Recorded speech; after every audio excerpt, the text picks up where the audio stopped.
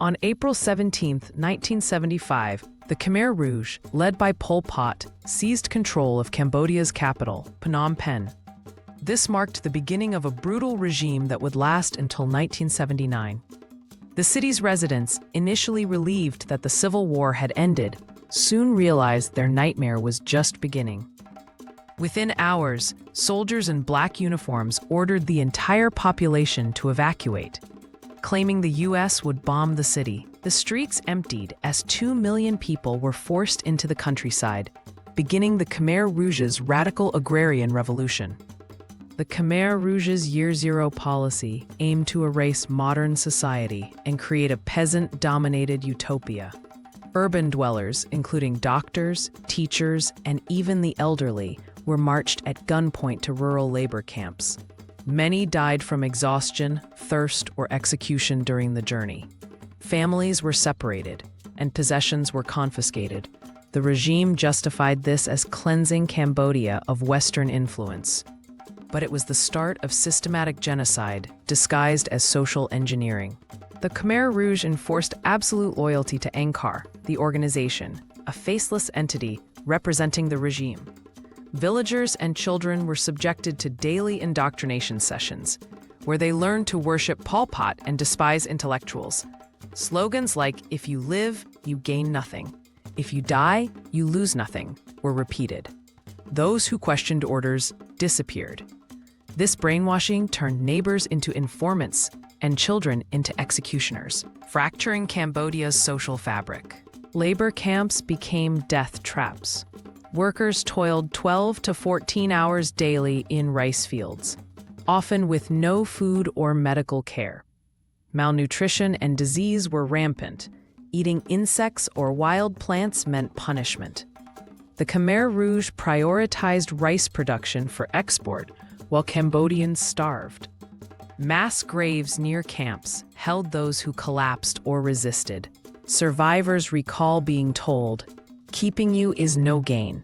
Killing you is no loss," reflecting the regime's disregard for human life. Pol Pot feared educated elites would threaten his revolution. Anyone with glasses, soft hands, or foreign language skills was branded an enemy and executed. Teachers, doctors, and monks were tortured at prisons like Tuol Sleng, S21, where over 20,000 were killed. Victims confessed to absurd crimes under duress before being bludgeoned to death at the killing fields to save bullets. This purge erased Cambodia's educated class, crippling the nation for generations. The killing fields of Choeing Ek and others became symbols of the genocide. Victims were blindfolded, forced to kneel at mass graves, and killed with farming tools to conserve ammunition. Loudspeakers played revolutionary songs to mask screams. Over 20,000 mass graves have been uncovered, containing skulls and bone fragments. Today, the Stupa Memorial at Choeing Ek displays 8,000 skulls, a haunting reminder of the regime's industrialized brutality. The Khmer Rouge exploited children, arming them as soldiers and rewarding obedience with extra food. Taught to distrust their families, some informed on parents for counter-revolutionary acts. Teenagers became executioners, believing they were serving Angkar. This psychological warfare destroyed trust within communities. Many child soldiers, now adults, grapple with guilt and trauma, their innocence sacrificed to Pol Pot's paranoia. Cambodia was sealed off from the world during Khmer Rouge rule. Foreign journalists were expelled, and diplomats confined to Phnom Penh's empty embassy district. The regime's propaganda claimed utopian success while hiding the genocide. Global attention focused on Cold War tensions, leaving Cambodia's suffering ignored. When refugees finally escaped in 1979, their testimonies revealed the horror, but millions had already perished in silence. In December 1978, Vietnam invaded Cambodia to stop Khmer Rouge raids.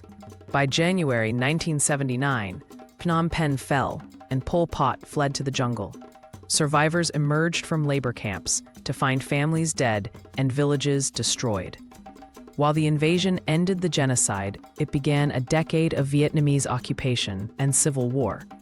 The Khmer Rouge, backed by China and the US to counter Vietnam, continued guerrilla attacks until the 1990s. The Khmer Rouge genocide killed 1.4 to 2.5 million Cambodians, 25% of the population.